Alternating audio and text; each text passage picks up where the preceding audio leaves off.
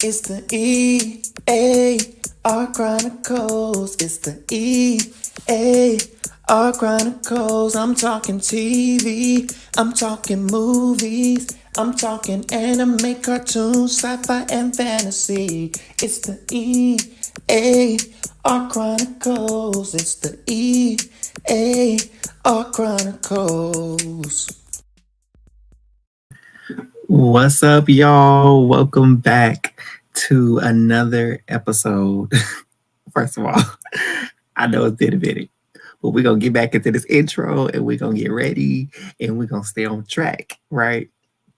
Welcome back, ear hustlers, to the Ear Chronicles, where you're going to get an earful of my thoughts on TV shows and movies that I like. And hopefully, y'all like them too. Y'all, I know it's been a minute. It has been a very long time since I've been back. The last show that I officially did and hosted for myself was X-Men 97. And then I had a couple of live episodes that I did with my friend Angie over at the House of the Dragon. I wish I could have done more with that. And then if you watch my last episode of X-Men 97 that I recorded, I know I said I was coming with the reviews for the Acolyte, the reviews for Godzilla, the reviews for Godzilla XCOM, uh, the reviews for Doctor Who, because I had never seen a Doctor Who series with the exception of like one episode. Shout out to Christina Ariel for that recommendation anyway. And even getting me hooked onto Doctor Who. And I enjoyed all of those things, which is crazy, but life has been lifing. But the hiatus is over. These last few months have been wild, busy and insane, but I'm back and I'm excited to get into this new series.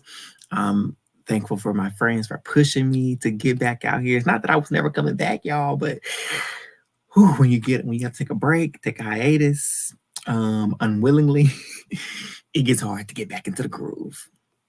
And just so much other stuff was just going on. But I'm here. And before I go any further, please make sure you click like, click share, turn on those notifications, and of course, subscribe. And shout out to the new subscribers. Y'all, all I have done was put out YouTube shorts, and y'all have been faithful. Y'all have been, still subscribing. And I appreciate it. I really do. We at 52. Hey, listen, it may not be a big deal to some people, but it's a big deal to me. So for the 50 people who are subscribed, thank you. Because one day we're going to be looking at 500 and then 5,000 and then 50,000 and then 100,000 and so on and so forth. I just want to continue to build this community up, right? And so without further ado, we're going to get into it, the new series. If you can't tell by the background that I got going on, the thumbnail, we will be talking about Agatha All Along. I don't know about you, but I have been anticipating this series because I enjoyed WandaVision. WandaVision is probably still one of the best things, if not the best thing that Disney Plus has put out. It is the best. It's the best. I ain't even gonna sugarcoat it. It's the best. Fight me on it. Don't care. Nothing compares. I don't want to hear anything about no Loki. I don't want to hear nothing else that they got going on. Moon Knight, can't touch it. Can't hold a candle to it. Sorry, not sorry. But Agatha All Along, we've been anticipating it. They gave us a 2-episode premiere, and it did not disappoint. Episode 3 comes out. Well, it's still tomorrow for me because it's Tuesday here, Central Time. But since it's already midnight Eastern Time today at 6 p.m. on Wednesday. So, Agatha All Along. First episode, Seekest Out of the Road. Y'all, I did not catch it. I'm not even gonna pretend. I did not catch this on my first watch. I have to watch it back. But on my second watch, I realized that Agatha, is humming the Witch's Rose song. I was gagged. Because when I walked back, I said, hold on, now, wait a minute. Why does it sound familiar? I know this tune. Because we going down, down, down the road, down the... Okay? We all been down the road for the last week. And we ready to go see what the road is all about. And so she's humming the song, which again, we didn't know it was any significance to it at that point in time. And then not only that, the piano in the background when she pulled up to the scene was playing the song too. The details already in this show are immaculate. And so we find out that Agnes, her name is Agnes, she's still trapped, right, in Westview. We don't know that is she under a spell. I mean, we do because of the previews, but Agnes is a detective. She was on leave because she punched a suspect, and now she's back because there's a crime that only she can solve, apparently, according to the chief, she said. And so they find this dead body of a woman who we believe is to be Wanda. They get details such as like they zoom in on her fingertips, they're black, and Agnes recognizes that. She's like, why is that important? In her head, I'm sure that's what's going through her head. Dark hold fingers, she used to have them. And then they just kind of dance around some details about what happened because they don't know what happened to her, how she got there. There are no tracks that led her there. So we need Agnes to solve this case. And so she goes, she finds a locket or a brooch, as she thinks it is, over a little ways from the body. She finds that. And so then they find like a card, a little package, library from a book that goes to the library. Almost a library card. It's not a library card, but it's like the checkout list. Y'all know what I'm talking about. So she goes to the library. Well, first, when she was talking to the other detective, he was like, "Are you okay?" And she was like, "Well, I'm sorry. It's a dead body over here. I'm sorry. I'm not just jumping with joy." I don't care. The actress, forgive me for not remembering her name at this time, but her facial expressions were on point the entire episode 1 and 2. Loved every little bit of it. And so she takes the little library checkout system thing that they have in the books. She takes it to the library where she asks Dottie to find the book. Dottie like, girl, we don't do that. That's old. And she starts to threaten to ask all the people, where are y'all from 1 to midnight, 1 a.m. to 3 a.m. and midnight, at night. And so she's like, okay, I'll look. So she starts to look for her. And she like, oh, this book was actually not checked out. It was stolen 3 years ago. And then she goes to try to look for the book in the aisle where the book was supposed to be. They're all burned. And this creepy man tells her it was all burned. Everything was burned down. I don't know who he is, what he got to do with it. But the books are burned, right? And so she goes back to the office, trying to figure out some things, wondering how she going to pull this one off. How is the detective about to break this case open and crack the code and figure out who this Jane Doe is, right? So she's at the office, everybody greets her and everything. Then the chief of police comes and he tells her that the sediment found around the body is not from around there. It's actually from Eastern Europe. In my mind, immediately, I was like, oh, Mount Wundagore. Mount Wundagore. That's Wanda. That's Wanda. That's her body. That's my girl. It's her. And emotional. And so we see that transpire and she like, so we're dealing with something bigger because he brings in the FBI. Enters Rio Vidal as another FBI agent, or as a FBI agent. An FBI agent? Yeah, an FBI agent. And she don't like him immediately. She like, you bringing the feds in. I don't like it. And he like, listen, more resources. We need that. So we play nice, Agnes, play nice. And so they start to talk about the case, but as they talking, I'm noticing some sexual tension. I'm like, because Rio was kind of like, so is this really what you think of yourself? Is this how you see yourself? And Agnes was like, girl, what you talking about? The case? She's like, I'm not talking about no case, but yeah, we can talk about the case. And because she was like, you don't remember why you hate me? And she's like, no. Should I know you? And it's giving that Rio knows Agatha is Agnes or Agnes is Agatha, but Agnes don't know that she Agatha, and she definitely don't know who Rio really is. And Rio is heavily implying that they know each other, and that she's under a spell, and that this is not her reality. Because she said, "Is this really how you see yourself?" Because she was trying to see if she was playing along or if she really was trapped. And so after that, they kind of discuss the case a little bit. Then Agnes goes and get the locket checked out. Turns out, well, the brooch. Turns out it's a locket with some hair in it. Witchy, right? Because what you carry around a locket with some hair in it? Whose hair is that? I want to know whose hair is it in the locket. He also points out the 3 goddesses, the maiden, the mother, and the crone that's on it. I'm like, witchy. That's witchy. That's from back in the day. Wake up, Agnes. Wake up, Agatha. It's trying to tell you something. So she finds that out. Then she goes back to the office. She's working late. She's bringing the midnight oil. And she starts the title of the book. Don't ask me what the title of the book was. Didn't write that down. So she's writing it down. She starts to underline the first letter of each word in the title of the book, and it's spelling out Darkhold. But before she finishes Darkhold, the chief comes in like, "Go home, Agnes, go home," and you shut her light off, and she gotta go home. And so she goes home and she goes into this little room. It's a bedroom, a kid's bedroom, and she starts looking at pictures that were drawn and colored, and she looks at a plaque with a name, Nicholas Scratch. And if you're new here, welcome again. I'm not into the comics, not into them because I wouldn't want to. I just never had the opportunity to really delve into the comics and things like that.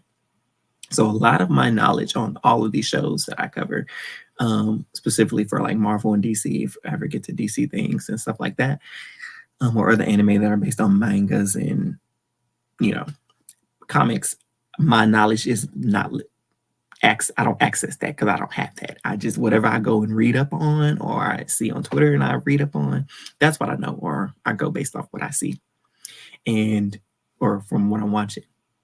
And so apparently Nicholas Scratch, based on research and based on what other people were saying, that's Agatha. I'm combining her name. Agnes, Agatha's son. That's who Nicholas Scratch is.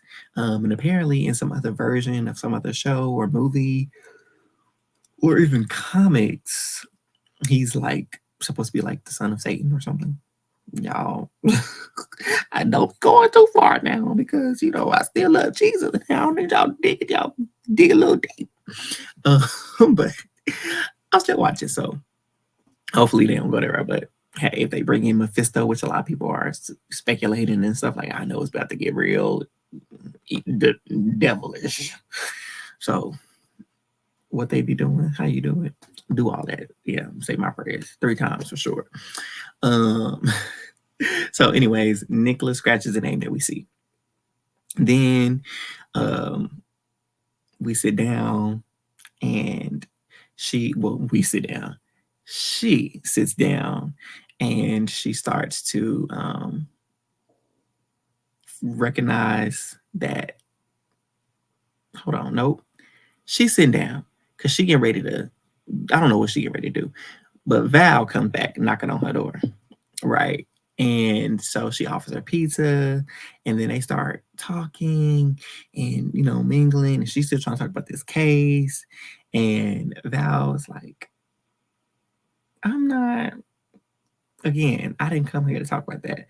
But she talks about, in the case, Agnes, that there was a car accident in Eastview, and there was blood in the back of the seat.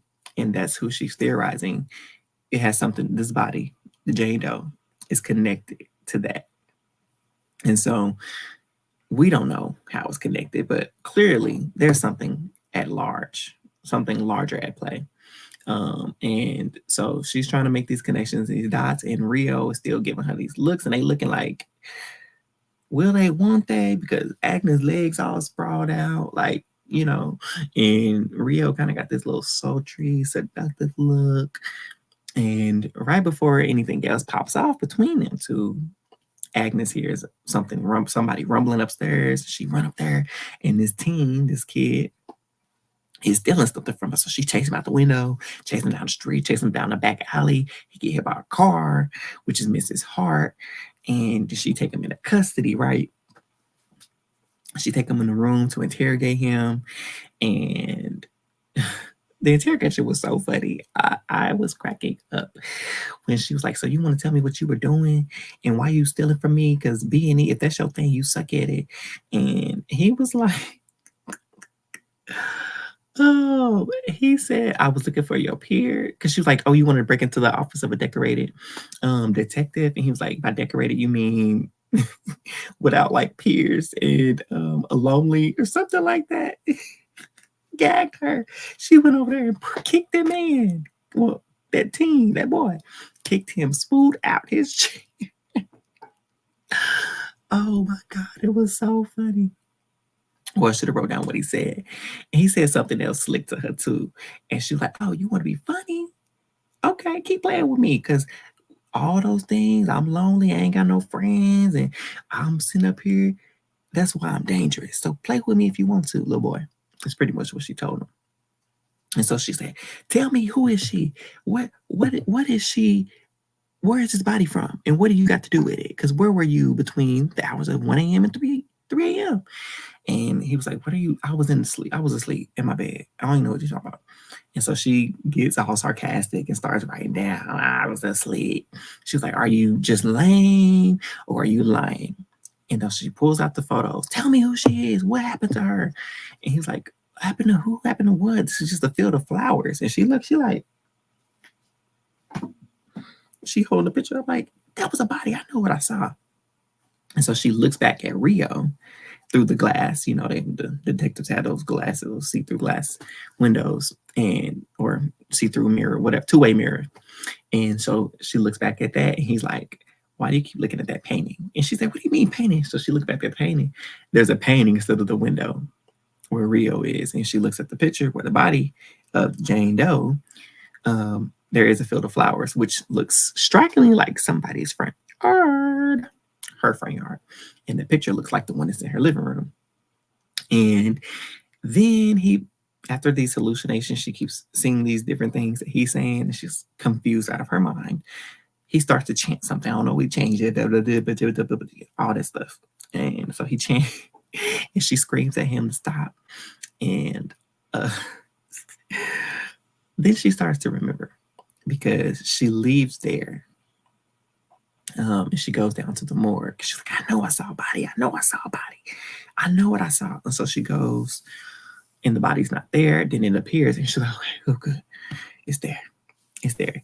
And then Rio appears again, and she's like, that's it. Like, remember, pretty much telling her, come up out of that spell. It's been 3 years. The Scarlet Witch destroyed the Darkhold and all of the Darkholds, and you're still trapped in her distorted spell. You've been so for 3 years.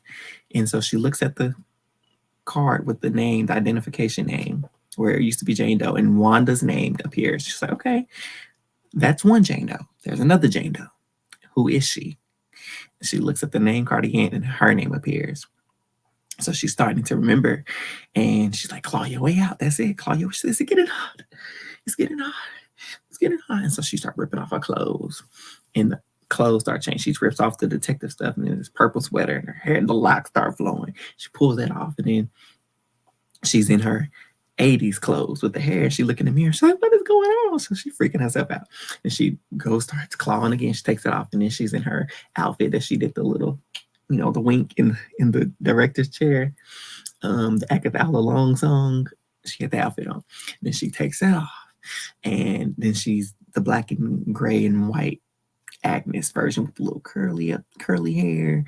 And finally, she takes that off, and she's back to herself. She's Agatha once more. She's in her living room. Everything else disappears, and she's back home. And the spell is now broken. She runs outside naked, of course. And a lot of people have some stuff to say about that. Anyway, she runs across the street to the neighbor. He's like, whoa, whoa, whoa, Miss Agnes, what you know? My name is Agatha. Get it straight. Don't be calling me no Agnes. That ain't me. And so she was like, so tell me what's been going on. Catch me up. And he's like, "Oh, Miss Agnes, this is the most lucid you've ever been because the last 3 years I've been spouting nonsense." Yes, you've been spouting nonsense. And we just kind of been making sure you had your groceries and checking up on you. They were some really good neighbors. Shout out to them for taking care of her in the midst of her foolishness because could not imagine. And another attention to details that they showed us. So at the very first scene, when she pulls up as the detective and there's a crime scene tape, the yellow tape, she never crosses that tape. And the other detective, the black guy, he's on the other side of that. That's who she was conversing with at the beginning. It's who she's conversing with now, but instead of the yellow tape, it's the yellow flower bed, his flower, a hedge of flowers, yellow flowers. He's on the other side because that's where his yard is, separating her from him.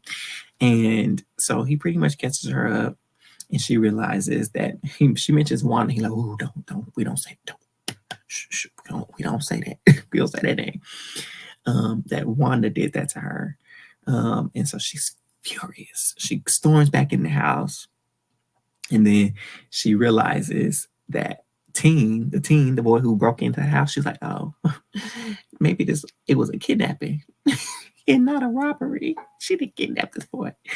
She realized she had him tied up, and she's like, if you still real, that means old girl was real. And at this moment, Rio busts through the door with her magic, and they get the fighting, and the tension is higher than it ever has been.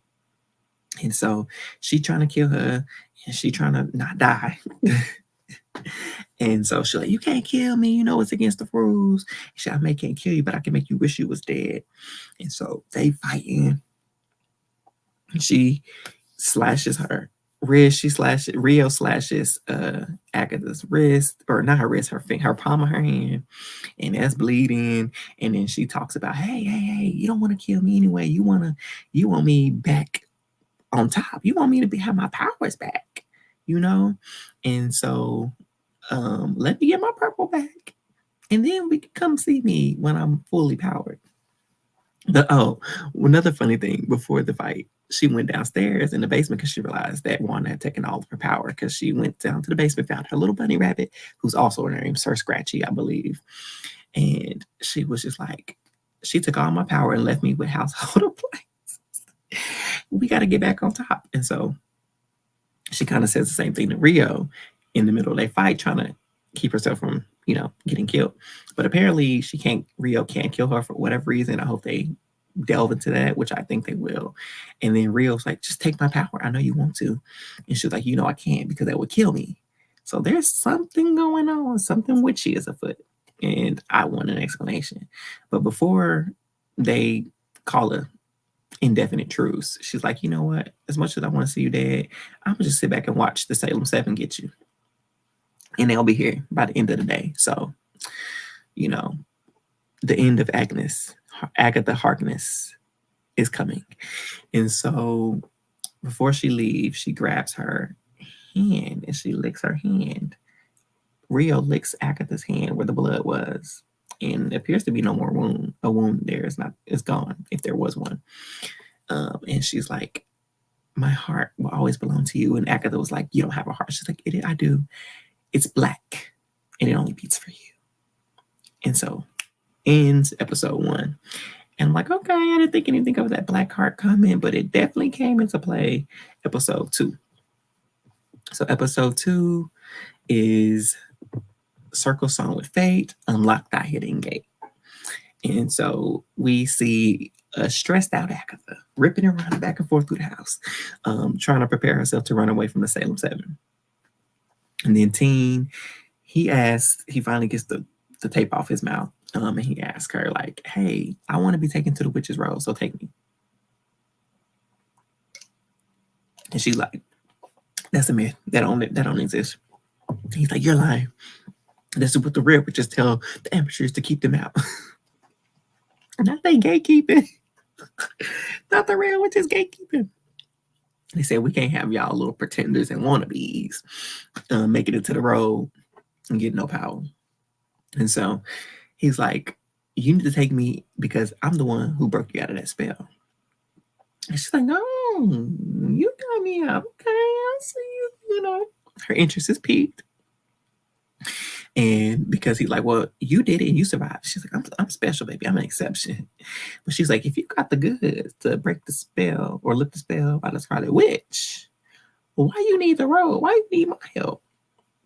And he basically explains that he studied and he's researched and he knows all these things, but he's missing the power. He doesn't have power. And so that's why he's going to the road. He's saying, by the looks of it, I'm missing the power. And it looks like that's what you missing too. Gagged her again. I love this relationship between Teen and Agatha. I don't know if anybody else is enjoying this, but I am thoroughly enjoying it. It's hilarious. It's almost like an auntie and her favorite nephew. And they going back and forth all the time, always at each other's throats, but it's all love. And so their relationship, love that the way it's blossoming. And so she also asked, she's like, what's your name? That's why I've been calling him Teen, because that's what she called him. And she asks him what his name is, and he responds, but every time he responds, it's mute, and there's a sigil that comes across his face, his mouth, that blocks out what he's saying. And she's like, huh, that's interesting. And so they go outside, they get on the road, and she was like, I'm driving. And so she goes to the living room and gets at her desk. And it's this makeshift whatever. And it's not a car. And she's like, oh, that's embarrassing. This whole time, y'all.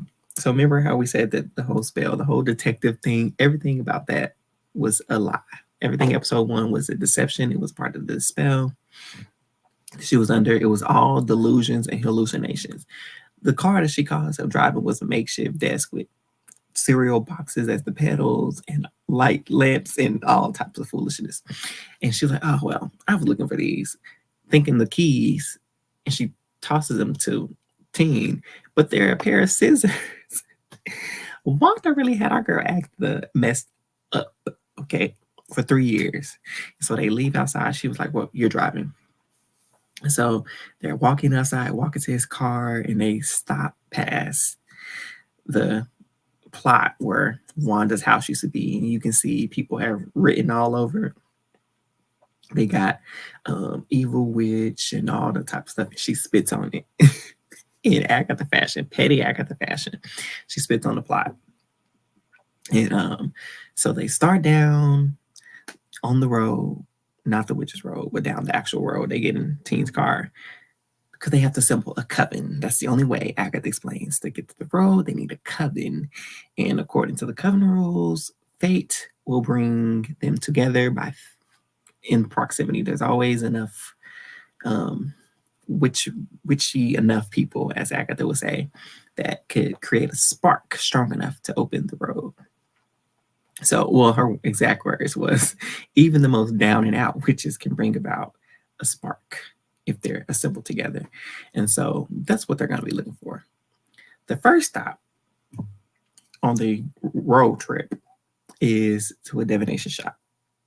And so they had this fake story. She put on this country accent. Oh, my husband died and left me. And I need to talk to him. He was such a kind man, but I really need to know where he left those gold bars. And, had a whole story. And the lady there, her name is Lilia. She comes and reads the fortune. She goes, oh, I see your husband. He was a kind man. And Agatha, oh, yes, he was. He liked to go. Oh, he died on the 18th hole. But I see the bag. The bag is in the closet. It's in a bowling bag at the back of the closet. And she's like, oh, thank you so much, dear. That's so awesome. And then she switches out of this fake Lilia. And she's like, I see something else too. You were under the spell of, and you were under, a spell of another for 3 years. Someone took your agency. Someone else took your agency. And so I see that too. And she leaves. She wakes up. She gets up and starts headed back to her part of the shop. And she's like, ain't no witch, it ain't right mine, is going to join Agatha Harkness's coven. So the jig is up for Agatha. And so pretty much she was like, we need a divination witch and we need you. And she's like, no, I'm not doing that. You're not about to steal my power, because we know what you all about. Because Agatha loves to steal other witches' powers, because that's what she's known for. she's infamous in the community and nobody wants any dealings with her.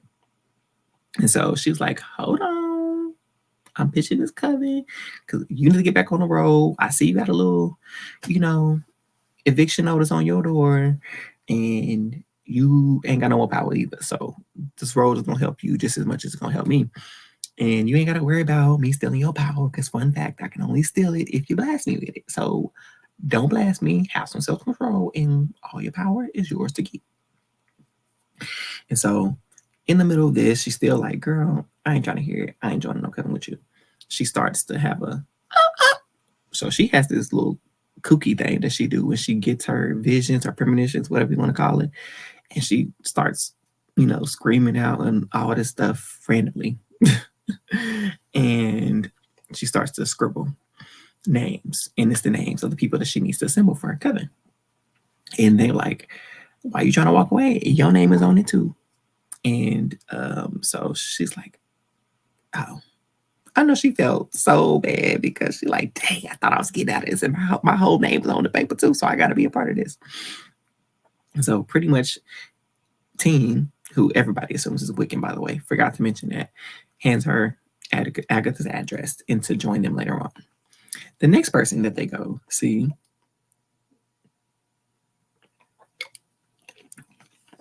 is Jen. Before they see Jen, Agatha sees a crow outside. She's going to see a bunch of other animals too later on. A rat and then a wolf, I believe. And I'm assuming it has something to do with the Salem 7 coming. But anyway, they go find Jen, the potions witch, because they need a potions witch. And we find out that Jen is bound from using her magic, whatever that means. Don't know. We just know she can't got it. And they pretty much get into it with her. She's like, Agatha, I don't want to talk to you. I'm not here for it. Miss me, lose my number. And she also says, oh, another child sacrifice? Is that what you're doing? Because she asked about Teen. And she's like, well, she told Lilia that was her pet or her familiar. And she was like, oh, another child sacrifice? And I'm like, another one? Who was the first one? Hopefully it wasn't that Nicholas Scratch kid, that room, your child, your son. Hopefully that's not the case. We're going to find out. And as she's trying to deny, her need for her power and to get into the coven, to join the coven, Teen pulls up her lawsuits. She got tons of lawsuits because her products ain't no good. Jen, as beautiful as you are, first of all, Jen is gorgeous. Like, she just has this air of regality to her. And it's like, girl, not you in the lawsuit because you burning people's skin with a chemical peel. But the funny part was they said, ain't that something? You got all these lawsuits, which by themselves is fine, but 800 counts? That's looking a little lifey. And Agatha was like, wouldn't that be something? You're already magically bound, and now you're about to be physically bound. And that's not going to be fun for you. And so if you were fully powered after walking the road, you wouldn't have to worry about that. They leave her the address too, so think about joining us. The next one, they go try to find Lorna Wu or Alice Wu now. She's the Blood Witch. And before they go find her though, she eats the paper, y'all. The paper with the names on it, because she don't want Teen to know who that last name was. And I was like, who's she trying to hide? But we'll find out that later. She didn't want to reveal. She was like, no, we'll be fine. We don't need that. And so they go get Alice. And the Blood Witch just means she's the daughter of an actual witch. And apparently Alice tried to walk the road, got lost at the road, looking for her mama. That was her whole shtick. Anyway, she's working at the store. And Agatha sets her up because she put something in Teen's pocket and has him run. Alice tackles him. She takes whatever it is out of his pocket. She gets fired for tackling a customer for no reason. And they try to pitch her to join the coven. And she's like, no, well, no dealings with it. Leave me alone. I'm out. And she's like, if you walk the road, you can find out what happened to mommy. That's the question you've been wanting to know all your life, right? She's still like, nope, I don't care. She's like, but we need a protection, bitch. Please come on. Alice ain't trying to hear it. So she walks away. She's like, you know what? We'll be fine. We can do this with just two people. Doubtful, but that's what she says. And so on their way back, they're driving, right? And after they see Alice, or before they see Alice, she saw the rat, like I mentioned earlier. She sees another animal. But on their way back to the house, she asked Teen where he was from. He mentions Eastview. I forgot to mention that his boyfriend called him too, by the way, which everybody's also speculating to be Hulkling. Um, but anyway, so they're driving back, and she said, "Where are you from? Because you be asking all these questions. Who are you?" And so he gets to talking, and she realizes he's inaudible. She can't hear anything. She turns up the music. She hears the music, snapping her fingers, but she can't hear nothing he says. And he's like, "Oh, I'm so glad we get to know each other." She hearing nothing he said. So clearly, somebody is keeping him from divulging his true identity and any information surrounding said identity. But we do know he's from Eastview. So that's all we get. So they get back to the house. She sees a wolf in the street. And as they're in the house, she goes out. She didn't change her clothes, right? And she got all nice and spiffy, looking good, got a little trench on and whatnot. Her pendant, her little locket is on. And then the witches start showing up. Teen then put a welcome sign, child, talking about welcome Coven, and she tore it all down. And guess what was the only letter still remaining? The W. So another sign, hint at Wanda. Jen is the first to show up. She's like, "Oh, not me, the first one to show up." And he's like, "Can I offer you some hors d'oeuvres?" And she was like, "I already ate before I came." I know that's right. Anytime you go in these places, you don't know where these people about, where they from, what they done did, especially if it's a work potluck or you just go on somebody else's house. I ate before. No, thank you. Lilia shows up. She takes one straight off the plate. She just give me. She don't care. She eats and she's like, "Oh, you're bound." And she's like, "And you need a chemical peel." So they already, I'm gonna love this dynamic. These characters are so great. So Jen is just humorous. So I love that little interaction between her and Lilia. So they're there. They're like, "Okay, so we're here." Alice shows up. And they're like, "Oh, how do you find our address?" And it's Alice. She's like, "I know what I'm doing. Don't worry about it." So Alice is there, and they're like, "Oh, okay. So where's the Green Witch? We need a Green Witch." And Agatha's like, "Funny about that. We don't need one." And it was like, well, we literally do, according to the ballad of the song Earthly and Divine, we need a Green Witch. And the Green Witch's skill set is probably the most necessary if you're going to travel the road or walk the road. And Team was like, "Oh, that was the last name on the card that you ate. Who was the last name?" And Lily was like, "I didn't write a name. It was a heart, a black heart." And it was like, "It's because you wrote with a black pen." And my mind immediately went, black heart. Rio is the black heart. She's the Green Witch they need. And so she's like, "Oh, okay, fine. I know who it is." And she goes across the street and she gets Mrs. Hart, the one who hit Teen with the car earlier in episode 1. And I'm like, she ain't the witch. It's Rio. But she tells Mrs. Hart that she invited her to a party. Miss Hart is so excited. I love me some Mrs. Hart. She's just so cute and innocent and so happy-go-lucky and jolly. She's just excited to be there, right? So she comes to join them for the party. And so they're downstairs in the basement, and they're like, "Okay, it's time to sing the song." And they said, "So who's gonna go hide?" That's what Jen says. And Mrs. Hart goes, "Oh, I don't do drugs, honey. Don't. I'm not. I can't. And they're like, "No, we're talking about the harmonies. It's as in soprano, alto, and tenor and bass, all stuff like that." So I just love it. It's just another good Mrs. Hart scene. So they begin to sing the Witch's Road song. Down, down, down the road, down the Witch's Road. Now, that song has captivated all of TikTok, all of social media. Y'all want to put me under no spell. It is a very, very catchy song. And I've been singing the down, down the road for a week now. But I'm not going to be singing all the rest of the words because I believe that magic is real, y'all. It's real. And I'm like, as much as I love watching these shows and things like that, y'all if they had me messed up in real life, I don't know what's down on Rich's Road. So I ain't gonna be singing that song like that. Down the road is all you gonna get from me. So as they're singing the song, and Miss Hart just Johnny, she just bouncing along. She's like, "Am I supposed to know the words of this song?" No, because you're not the Green Witch, but you're here, so have at it. So she's just joining hands. They just singing and intensifying. And as they're singing, Teen is upstairs. He then got Mr. Scratching, Sir Scratching. He outside. Why he outside? I don't know.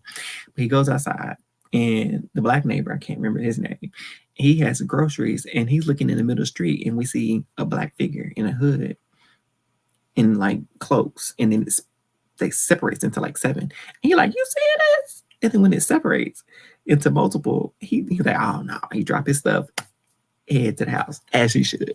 Because black folk, listen, you ain't got to tell us. You shouldn't have to tell us twice. We see one thing out of place, we go. One little bit of noise, start to get the creaking and get the moaning and get the whatever in the house, we out. We see a figure in the street that's just standing there and it's almost nighttime, and then you make separate it to 7, we out. He dipping. No questions asked. We just out. And he was gone. And so Teen runs back in the house. He's trying to blockade the house and whatnot. And unsuccessfully, of course, because these are magical creature thingy majigs. And so they, of course, get through the house, hands reaching their hands, they twisted and contorting and creepy faced looking monsters. So after they sing the song, the road doesn't even open. And so, or the door to the road doesn't open. So they start getting pissed. They're like, what's going on? The door should have opened by now. And Agatha was like, well, if y'all wasn't some has-beens and nobodies, we would have been able to open the road. I did it. It didn't take me this long the last time I did it.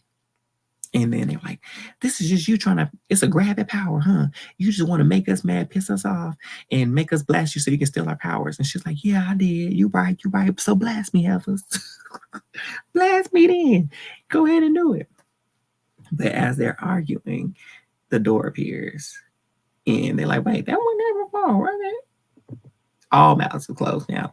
So I think that when they got mad at each other, that was the need of the door. It's like, y'all ain't no real Coven. Y'all don't believe that. Y'all, there was no soul in that song, even though they did put their heart in it. Where was the soul? So they was missing that passion. So it needed them to get that passion, even though they were getting ready to go to blows. They need that passion to finally open that door. And so the door opens, Teen runs down the stairs, and he like, I ain't, that thing is here, let's go. He just runs down. He's like, this the door? Bet, cool. He runs down. They hear, look, Jen heard that creaking. She like, you ain't got to tell me twice either. She run down, and the rest of them go. Agatha follows last. Well, she asked Miss Hart. She asked Mrs. Hart, what you think? Go with your gut. And she was like, I'm going down here too. I ain't staying up here. I don't know what that is upstairs. And that creature comes down, all down the stairs and stuff. And Agatha goes down, shuts the gate, and they are on the road. They take off their shoes because that was rule number 1 I saw in the credit scenes. Remove your shoes. That's the very first rule, so that your feet connects to all the magic in the earth. So they've taken off their shoes, and they are now about to set out onto the witch's road. And y'all, that concludes my recap of the first 2 episodes. In terms of reviewing it, I give episode 1 a 7 out of 10 because it wasn't slow. It just wasn't a whole lot happening until that middle to end part, but it was still good. A good intro. 7 out of 10, and then episode 2, 8 out of 10. I enjoyed it. I love the humor. I love seeing the dynamics between the people in the Coven, between Agatha and Teen, and I'm just really interested to see also, because we know Rio is the Green Witch. So how is it gonna work? Y'all did not hurt Mrs.